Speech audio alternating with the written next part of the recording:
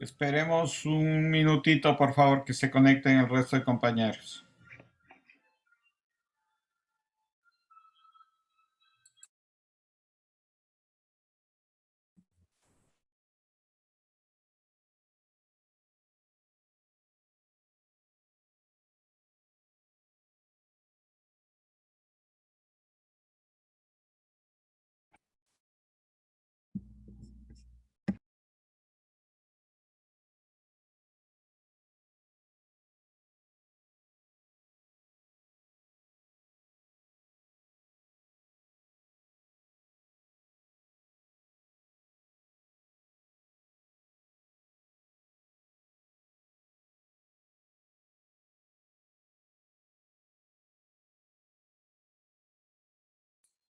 Bien, empecemos. Les comentaba que esta película de Jaime Cuesta y Alfonso Naranjo la realizaron en un periodo especial, ya que en ese momento no había cine ecuatoriano, no se producía casi nada, ¿no? En los años 80, y ellos lo realizaron sin recursos, con sus propios recursos, ¿no? Y es una película también interesante. Tomen en cuenta que La Tigra se hace 10 años después, en el 90.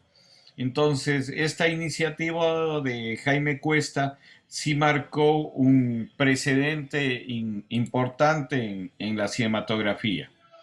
Bien, igual que hemos hecho con el resto de películas, quisiera saber su apreciación, su punto de vista con respecto a esta película, ¿no?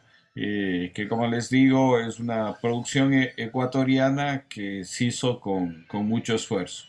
Vamos por favor con Marvin y luego les doy la palabra al resto de compañeros. Vamos con Marvin, por favor.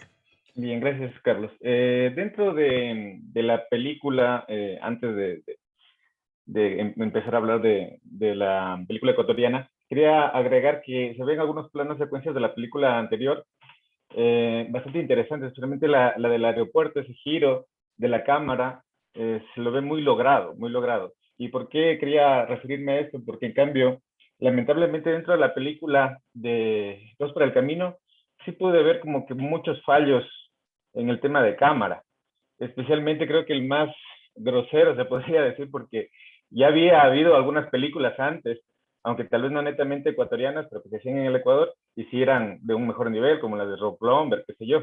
Bueno, el hecho es que se nota más este error cuando está en sí el personaje ahí supuestamente tocando la flauta porque la cobra se había metido al cuarto de estos recién casados. Ahí se ve un movimiento de cámara demasiado tosco, como, creo yo, como para una película ecuatoriana que ya de alguna forma tenía su nivel, inclusive tiene su relevancia hasta la actualidad. Entonces, eso primero quería referirme. Y luego decir que tal vez las dos cosas en común, desde mi criterio, tal vez errado, es que la película cubana y la ecuatoriana son como especies de documental.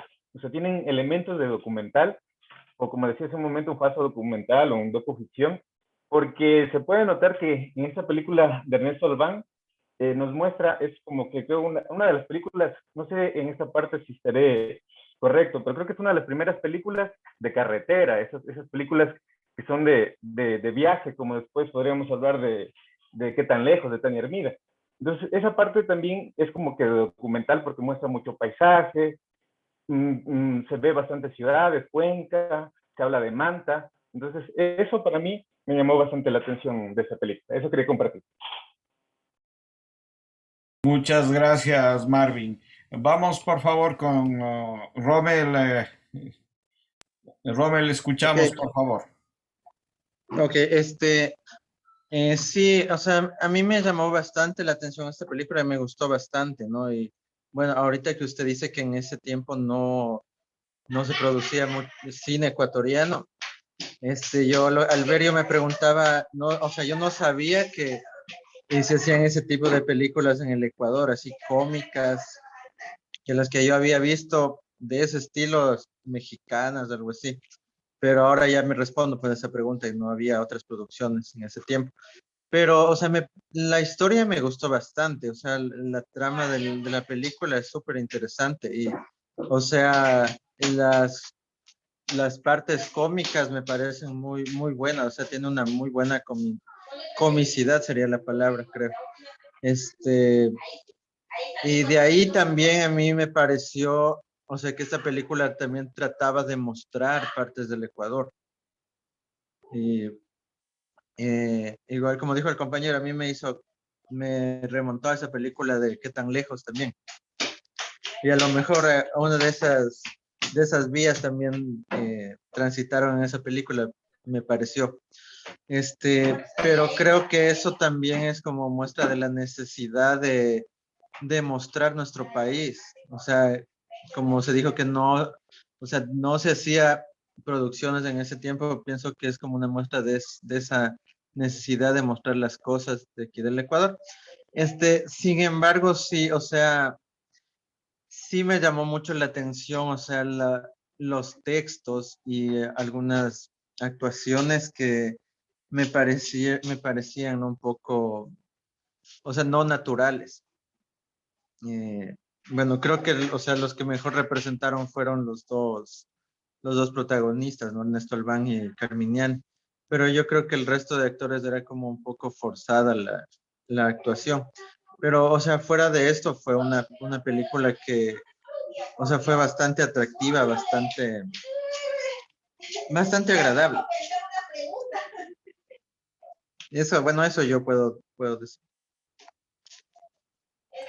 Muchas gracias, Rommel, por su intervención. Vamos, por favor, con Giovanni.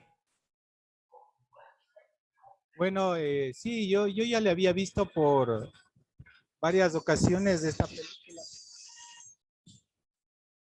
Yo le había visto ya en dos ocasiones de esta película, Dos para el Camino. Eh, Me pareció, por ejemplo, yo me pongo en el contexto, son 1980, los años 80, en donde nosotros veíamos lo que más era cine de oro mexicano para los que nos gustaba, India María, Cantinflas, Jorge Negrete, ya en las películas de color, por ejemplo, El Barrendero, El Padrecito, El Patrullero, hablemos de Cantinflas, ¿no? Y las películas de western mexicano que teníamos, ¿no? Entonces, en lo que era Latinoamérica. Y a mí me pareció muy interesante que decía en 1985, Dos para el Camino, y resulta que es una de las películas taquilleras más grandes que ha tenido el Ecuador, dentro del Ecuador, ¿no? Porque un personaje conocido, Ernesto Albán Mosquera, para mí es una película que me trae mucha historia, muchos recuerdos. Qué pena, a mí me dio muchísima pena en cambio que no se le haya podido ver en los colegios en aquel entonces, en las escuelas, para así nosotros comenzar a apreciar. Porque el Estado ecuatoriano en sí no gusta del arte porque él piensa que el arte no da rédito, no da crédito, no da dinero. Me acuerdo que en la escuela nosotros veíamos todas las películas de que eran de Bruce Lee, de Jackie Chan ya en ese entonces, de todo ese tipo de cuestiones, pero nunca vimos una película que haya sido ecuatoriana. Ahora, me gustó mucho, ya viéndole ahorita con un análisis más técnico, yo dije, o sea, tiene errores, sí. Y hay que tomar en cuenta que aquí nunca hubo formación de actores para cine. Todos los actores que estaban ahí son actores de teatro. O sea, vieron el gran salto de las tablas al teatro. Entonces, tenemos gente que se empezó ahí, que fueron buscados. El gran logro de Ecuador fue que fue de una muy buena calidad.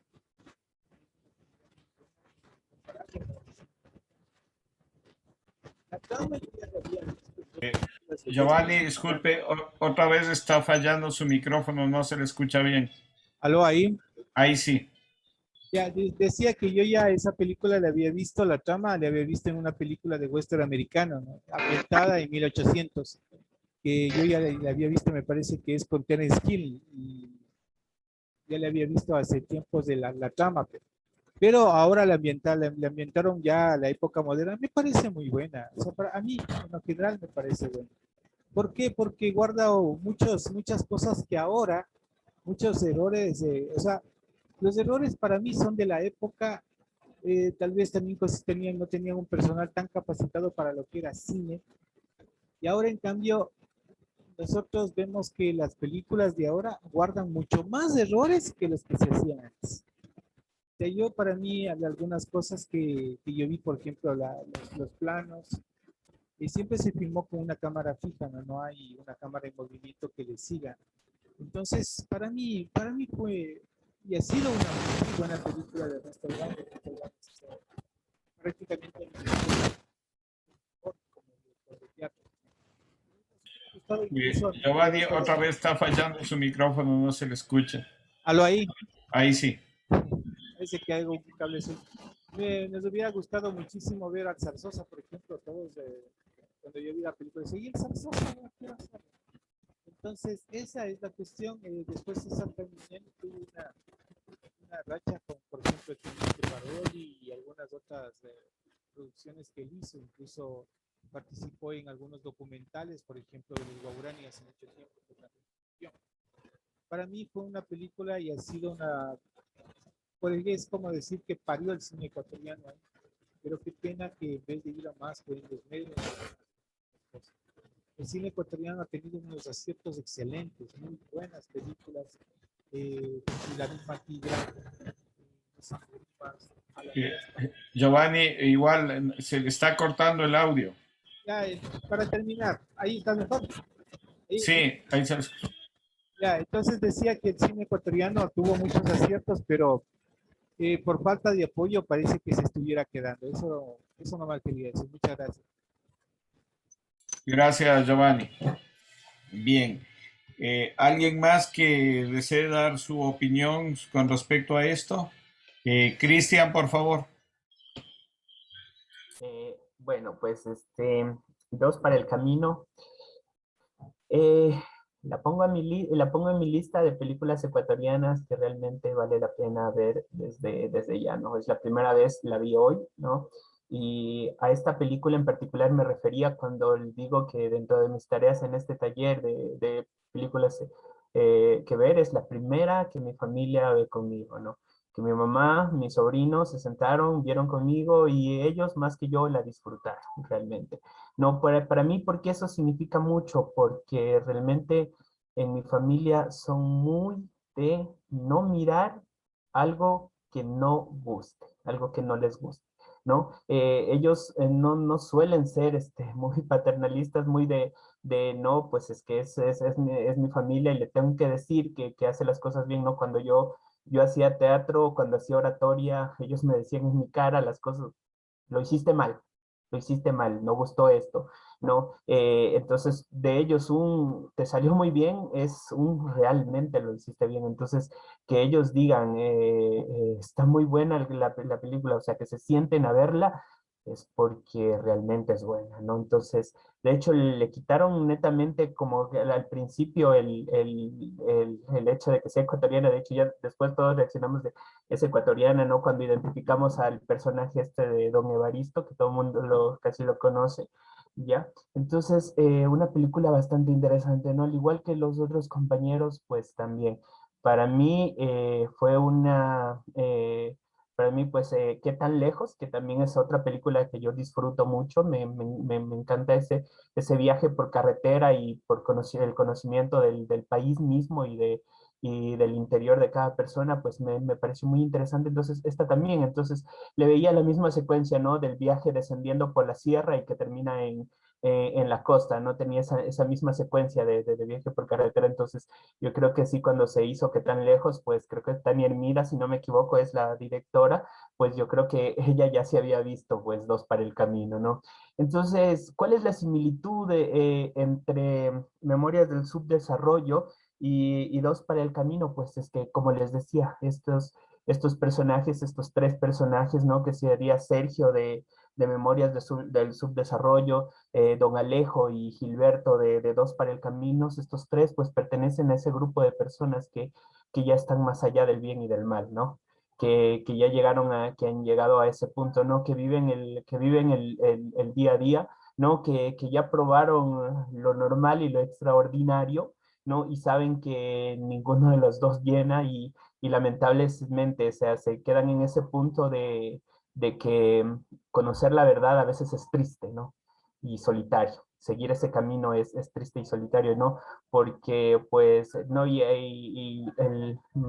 me evoca muchas películas, ¿no? El hecho de debes elegir un bando, o sea, estás con uno con otro, porque si te quedas en la mitad te aplastan, ¿no? ¿Qué es lo que le pasa a Sergio? Se quedó en la mitad y lo aplastaron, ¿no?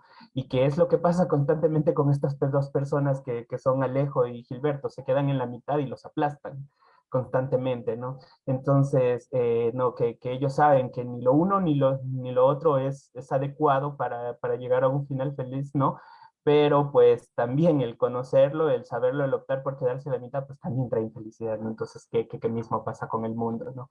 Entonces, es una película muy, muy interesante, ¿no? Está lleno de ecuatorianismos, ¿no? Está lleno de ecuatorianismos, ¿no? Y para mí es esta demostración, ¿no? De que existió una comedia ecuatoriana decente. ¿Sí? Para mí esta película fue esa demostración y por eso ingresa pues a esta lista que yo digo de películas ecuatorianas que voy a empezar a recomendar, ¿no? Pues entonces es a eso, ¿no? Porque hoy en día ya vemos pues una comedia ecuatoriana demasiado viciada, ¿no? Demasiado sexualizada sobre todo, basada en ese tipo de cosas, de clichés muy demasiado ecuatorianismos. Entonces, no, esto vuelve a lo básico y digamos, estas dos películas hoy me hicieron preguntarme, ¿no? De dónde vienen ciertas expresiones y de dónde vienen ciertas costumbres y ciertas cosas y qué tan antiguas son o qué tan nuevas creemos ser, ¿no? Porque, por ejemplo, esta canción, la canción del gallo, que yo ya la había escuchado antes, ¿no? Que yo la escuché en una comedia española, ¿no? De quién pudiera tener la dicha que tiene el gallo, racatutum chin chin, y el gallo sube. Es una canción que a mí se me quedó grabada en la mente hace rato y hoy día se le quedó grabada a mi sobrino, ¿no? Pues y nos encantó esa canción que yo la escuché, como les digo, en una comedia española de 2011, ¿no? Y miren, ustedes salen en una película ecuatoriana de 1981, ¿no? Y lo mismo en la película de Memorias del Subdesarrollo, ahí el siguiente día, ¿no? Al que Sergio y Elena tienen relaciones carnales, al siguiente día se presenta Elena, ¿no? Y tararea una canción que no sé si lo notaron, pero es la letra de una de las canciones de un grupo argentino llamado Miranda, ¿no? Es la canción Mentía, que yo la he escuchado una y otra vez y dije, no, pues es esa letra, digo, según yo, esa canción no era tan antigua, ¿no? Y miren, está en una película de 1961, ¿no? Entonces, Miranda no la escribió, o sea, Miranda la buscó de algún otro artista y la volvió y la interpretó únicamente, no fueron los creadores. Entonces, no, pues las costumbres, pues si uno se pone a buscar su origen, en realidad, pues es como el mismo origen de cada una de las razas y de los países y de las costumbres, ¿no? Se nutrieron de cosas que vinieron de todos lados y no tienen un punto en general y pues nadie es puro en este mundo, ¿no? Y nadie es totalmente puro, todos somos cuestión del mestizaje y no entiendo por qué hay gente que se crea más o menos, incluso por diferentes razones, ¿no?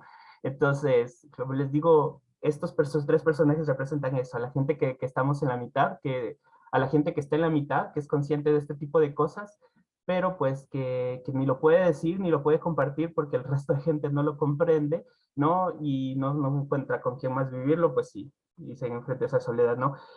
Una de las cosas interesantes de los náufragos nos ayudamos, ¿no? Que inicialmente sí parece como que un poquito forzado y muy, muy como que ahí se va de esta relación que se entabla entre Alejo y Jerónimo, y Gilberto, creo que pero que en realidad tiene es muy práctica, ¿no? Es que ese es el ecuatorianismo, ¿no? el ser un hombre de pueblo, no el de ayudar al necesitado, en realidad eso es mucho, eso es muy de ecuatoriano, muy de ser aquí, muy de ser de la sierra también, creo, si no me equivoco. Entonces, en realidad de ahí surge, ¿no? De conocerse en un momento y no les digo a veces se habla de que no, las almas puras se reconocen la una de otra. Bueno, pues las almas oscuras también y las almas fragmentadas mucho más, ¿no? Entonces se reconocen inmediatamente la una a la otra y no. Y este camino de que es necesario que exista el uno y el otro porque pues el juego del timador, del vendedor de humo, el vendedor de sueños o vendedor de fantasías, que son lo que son ambos, requiere de eso, del juego, de que jueguen dos para aumentar las posibilidades de éxito, ¿no? Entonces, por eso se crea este juego. Entonces, en realidad disfrutamos mucho este juego del vendedor de fantasías, ¿no? Que es un nombre bonito para un charlatán, ¿no? Para un chantajista y un timador prácticamente, ¿no? Entonces, es una representación total de una viveza criolla, pero con una comedia mucho más ligera y un poco mejor llevada, ¿ya? Y no, pues lo nota pues en este paso donde sale este niño al que le preguntan, ¿cómo se llama el más rico del pueblo? Y dice pues don Timoteo, ¿y cómo se llama la esposa, no? Que pregunta ambas cosas, ¿no? Que al final, ¿no? Pues la información es poder, ¿no? Y el tener este conocimiento te ayuda en muchas cosas, ¿no? Pues y el niño dice, pues, ¿cuál gracias? O sea, ¿dónde está la paga por la consulta, ¿no? Pues esa viveza criolla, ¿no? Y otra parte que también que me decía es, soy adivino, no brujo, ¿no? Soy adivino y no brujo, ¿no? Cuando uno se pregunta, pues, ¿cuál es la diferencia? Y esta escena, bueno, pues sí me recordó a una comedia mexicana de este personaje de la Chupitos mexicana, que también la ponen de adivina, ¿no? Que hacen esto falso de adivinar, y llega una persona y se enfrenta y le dice, no, pues tú no estás adivinando, simplemente estás jugando un juego de adivinanzas y engañando a la gente. Y luego, pues a esta persona, la Chupitos, pues la conocía personalmente, todos sus talones de Aquiles que tenía, y pues se pone a enlistarlos en ese momento, pues y la deja muy mal parada en realidad. Entonces, como les decía, aquí se vuelve a recalcar esto que es sí muy latinoamericano de nosotros, ¿no? En el momento de esta relación, esta pelea que hay primero en Quito entre Alejo y este otro vendedor, ¿no? Que lo que más nos perturba, ¿no?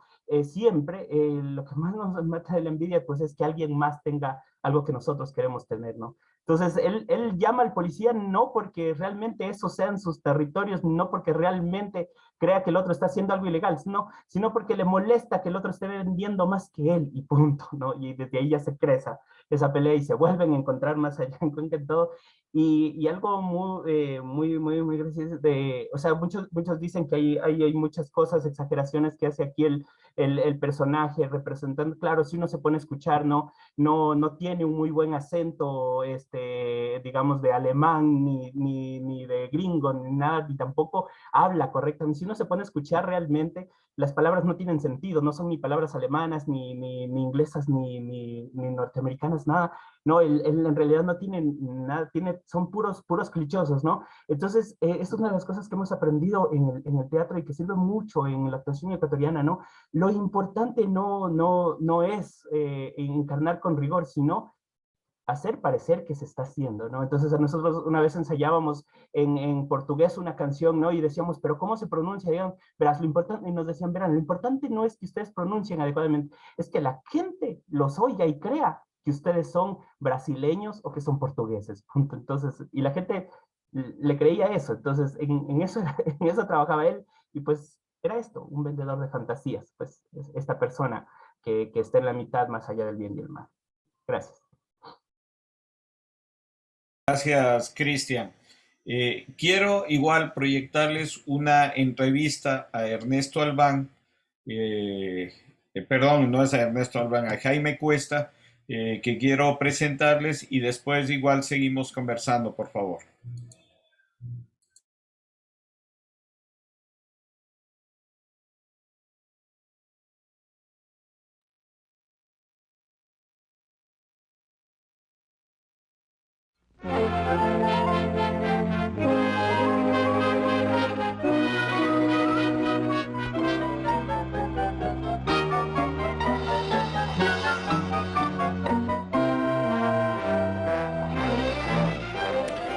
cansé, yo trabajé mucho.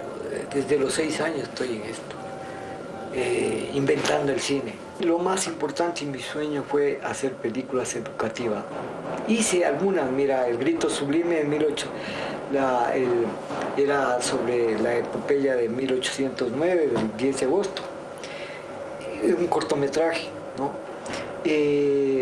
Hice Cartas al Ecuador, hice Caminos de Piedra.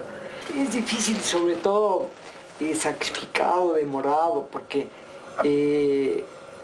no sabes cómo hacer una cosa y si no tienes a quién recurrir, no has estudiado, ¿no?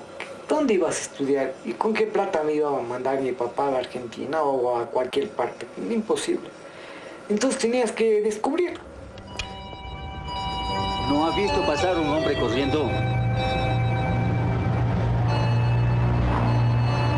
¿No ha oído pasar un hombre corriendo?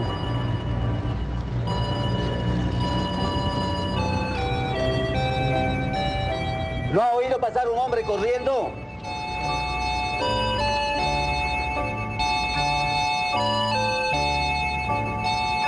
Yo me siento y veo la película, es mala o es buena, no me interesan tus problemas porque cada persona que va a ver una película no le interesa los problemas que mi mamita me dijo, que me pegó, que no pude... No, dice, ¿es buena tu película o es mala? No me interesa. Y es verdad, a nadie le interesa qué sacrificio que has hecho para hacer una película. No me interesa, la película es buena, me río, no me río, lloro o no lloro, punto. Logras mover las fibras del alma o no las mueves y punto. Pero que hiciste esto, que me pasé aprendiendo esto 8 días.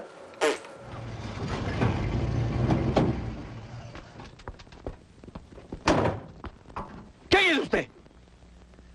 ¿Por qué está allí? ¿Cómo entró aquí? ¿Cómo está ahí? Tranquilícese. Me perseguían unos gángsters y tuve que meterme en el carro. Estaba yendo a Guayaquil y paro en una bomba. El carro decía Cuesta Ordóñez. Y señor, ¿usted hizo una película? Ah, sí, le digo. ¿Y cómo así la viste? Al empleado, ¿no? Dice, es que a mí me encantaba la película y yo la vi. Ah, le digo, qué bueno, porque yo creí que nunca la había visto nadie porque la pasaron muy tarde.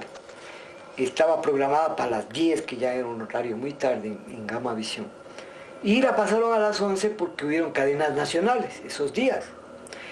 2 cadenas seguidas del gobierno, entonces la programación subió.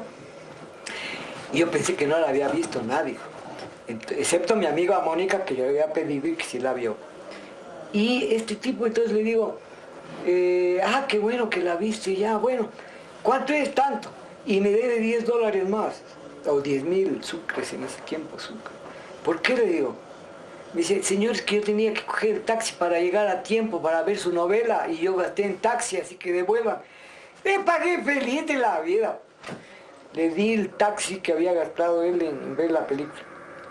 Ese, y uno de la Tacunga, un ingeniero, estaba filmando yo un documental. Me dice, ¿y qué más hace usted? Le digo, bueno, hago miniseries, comerciales, y esto y el otro.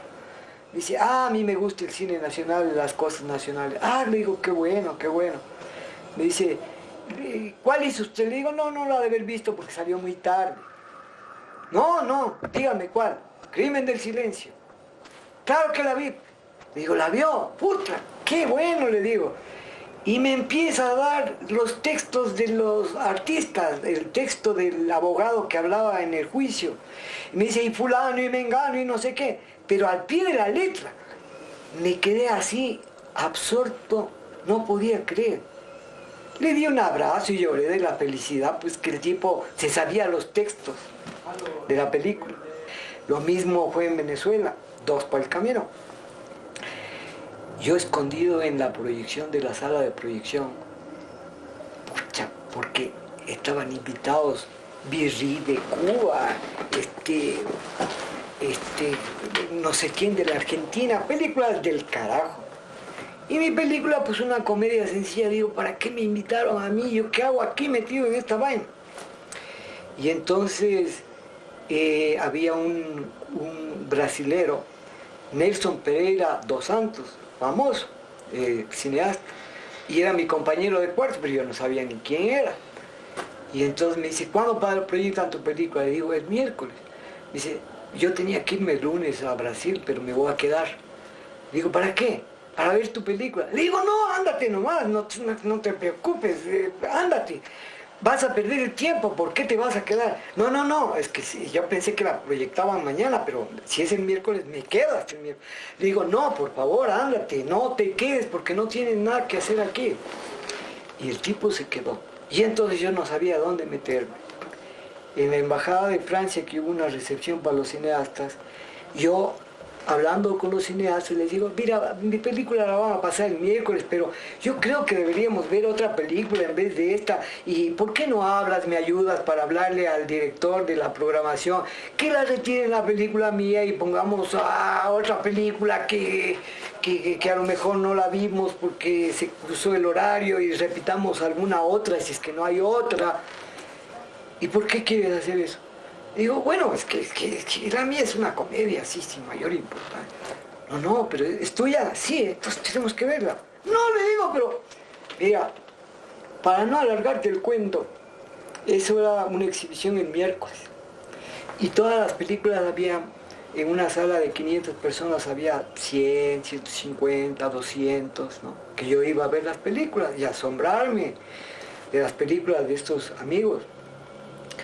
Y el total que yo quería era que nadie vaya y que no se exhiba la película, incluyendo este compañero de cuarto, Nelson Pereira.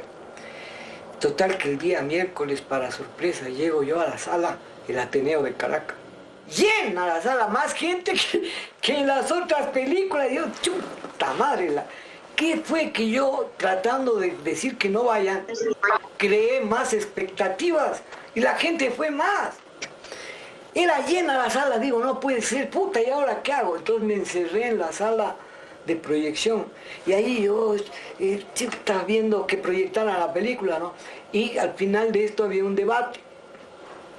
Entonces yo no quería bajar al debate, ¿qué voy a decir? Ahí fue que dije que si buscaban el mensaje que no lo iban a encontrar y que no peleemos sobre ese asunto. Entonces, yo escondido ahí, terminó la película y se acerca un tipo, sube un tipo. Señor, el director de la película está aquí. Sí, le digo, ¿qué pasa? Dice, está esperando para el debate. ¡Chuta madre! Se me armó el lío, dije, ¿y ahora qué hago? Vea, apague las luces para ver, le decía, apague las luces para ver si ya la gente se va. Prendíamos la luz y ahí la gente esperaba. Puta, ¿qué hago? Entonces bajé desesperado. Y el tipo me salvó. El portero dice, señor, ¿usted es el director? Sí. Puta, qué buena película, qué bestia, lo mejor que se ha pasado en el Ateneo. Ah, le digo, ¿en serio? Puta, lo mejor, pues, esas huevadas que pasan.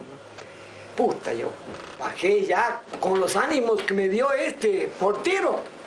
Bajé a me subí al escenario, entonces ahí fue que dije que si buscaban el mensaje, que no pierdan el tiempo porque no lo iban a encontrar, ni me pregunten nada sobre eso, ¿no?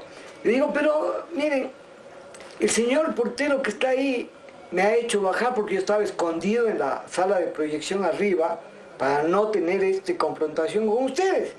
Pero el señor me dio ánimo porque dice que es la mejor película que ha visto en el Ateneo de Caracas. Y entonces yo le creo al señor porque ese señor es igual al pueblo ecuatoriano, exactamente, el mismo, con el mismo. Y en Quito y en Ecuador gustó la película, ¿y cómo no le va a gustar al portero, al amigo de ahí? Que yo pido un aplauso para él, le aplaudieron y el tipo era feliz creyendo que le había pegado, pues el portero, feliz. Y entonces, ¿sabes qué? Que causó buena reacción, por eso te digo que me salvó el portero. Porque con esta reacción todo el mundo le encontraron un mensaje. Que era la chica, la Annie Rosa, era divina. Que esta película era una maravilla, que la había entretenido, que le había encantado. Y que tú debes estar orgulloso. Y yo pido un aplauso porque esta película... Puta, para no alargarte el cuento, me pedían autógrafos. Salí feliz de la vida. Pues, o sea, mejor dicho, creyéndole al portero, dice, en Venezuela no se ha pasado una película mejor que Dos para el Camino, para que lo sepas. Para que tengan un pelo hermoso como de el profesor Von Rappen. Un pelo bueno, fuerte, una cabellera pero de caballero. A la cabeza que habla, ponle pelo Magix, que hace mágicas a todas las cabezas. Silencio, atrevido, te adivina la suerte. Cabeza mágica, ¿por qué no adivinas quién me denunció al comisario en Quito? Silencio, atrevido, te la vas a ver conmigo. Mira, eso no tiene precio. Cuando tú sientes eso, es que estás realizado. ¿Ya? Estás realizado porque no puede ser que algo que has hecho que conmueva y que la gente se emocione. Eso es lo que no paga, así no ganes nada. Eso no te paga nadie ni nada. Esas son las emociones más grandes que puedas tener. Bueno, se puede decir que llevo la felicidad a los pueblos. ¿Eres político? No. Bueno, igual. Soy vendedor de fantasías.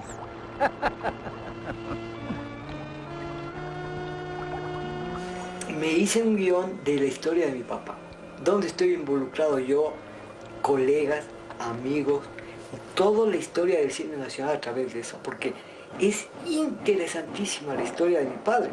Esta es llena de aventuras y de cosas reales, ¿no? Mi papá firma el Congreso Eucarístico de Guayaquil y yo me sacaban del colegio por las pensiones del colegio. Entonces mi papá, desesperado, dice, voy a vender piedras.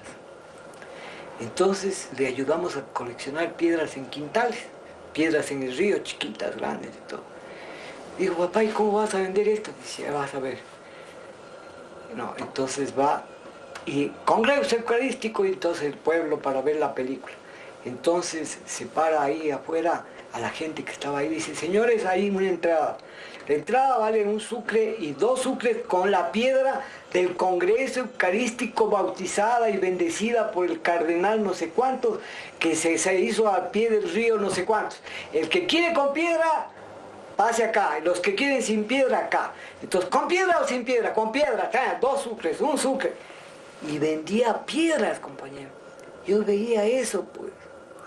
Eso entre cientos de ese tipo de anécdotas. Del carajo. Esa era la película. Empieza la película, que es verdad, un tanque avanzando a Palacio de Gobierno y mi papá filmando y se le acaba el rollo y se entra a la iglesia y me dice, cámbiame el rollo, que apúrate que ya avanza el tanque. Entonces yo le cambio el rollo, mi papá sale y le dice al general, espérese que la historia no puede continuar hasta que mi cámara no esté lista. Y quedaba como un testimonio de uno de los pioneros del cine que junto con su hijo y mucha gente más floreció el cine nacional. Alejo, estaba pensando que a lo mejor pudiéramos seguir viajando juntos. Maravilloso. Yo necesito un socio de tu talento. Ya verás los negocios que vamos a hacer. Hecho. Además que tengo una corazonada de jugador. Sí. Que si sigo contigo, la vuelvo a encontrar. ¿A quién? Tú sabes a quién. Ya sé. Ya sé.